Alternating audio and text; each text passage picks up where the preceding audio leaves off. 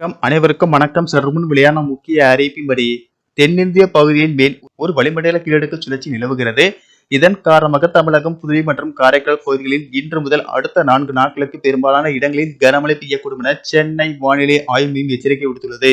இதில் குறிப்பாக எந்தெந்த மாவட்டங்களுக்கு கனமழை பெய்யக்கூடும் என்பதை பற்றி விரிவாகத்தான் நம்ம வீடியோல பார்க்கிறோம். வீடியோவை ஸ்கிப் பண்ணாம பாருங்க. வீடியோக்குள்ள போறதுக்கு முன்னாடி இந்த வீடியோக்கு ஒரு லைக் பட்டனை பிரஸ் பண்ணிக்கோங்க. இப்பதான் நம்ம சேனலுக்கு ஃபர்ஸ்ட் டைம் வரீங்கன்னா சப்ஸ்கிரைப் பட்டனை பிரஸ் பண்ணிக்கோங்க. கூடவே பெல் ஐகான் பட்டனையும் பிரஸ் பண்ணிக்கோங்க. வாங்க வீடியோக்குள்ள போகலாம். தென்னிந்திய பகுதிகளின் மேல் வளிமண்டல கீழடுக்கு பகுதிகளில் கிழக்கு மற்றும் மேற்கு திசை காற்று சந்திக்கும் பகுதி நிலவுகிறது. அதே போல் பூமத்திய ரேகையை ஒட்டிய இந்திய பெருங்கடல் மற்றும் அதனை ஒட்டிய தென்கிழக்கு வங்கக்கடல் பகுதிகளில் ஒரு வளிமண்டல கீழடுக்கு சுழற்சி நிலவுகிறது.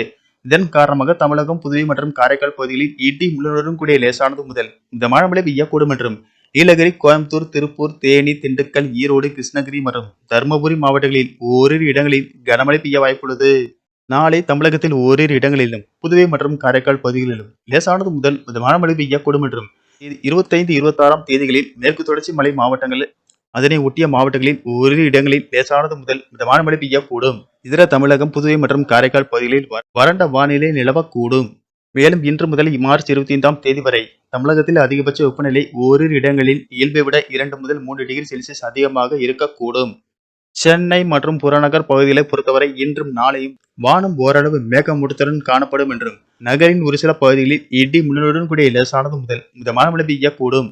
அதிகபட்ச வெப்பநிலை 35 முதல் 36 டிகிரி செல்சியஸும் குறைந்தபட்ச வெப்பநிலை 27 முதல் 28 டிகிரி செல்சியஸை ஒட்டி இருக்கக்கூடும்.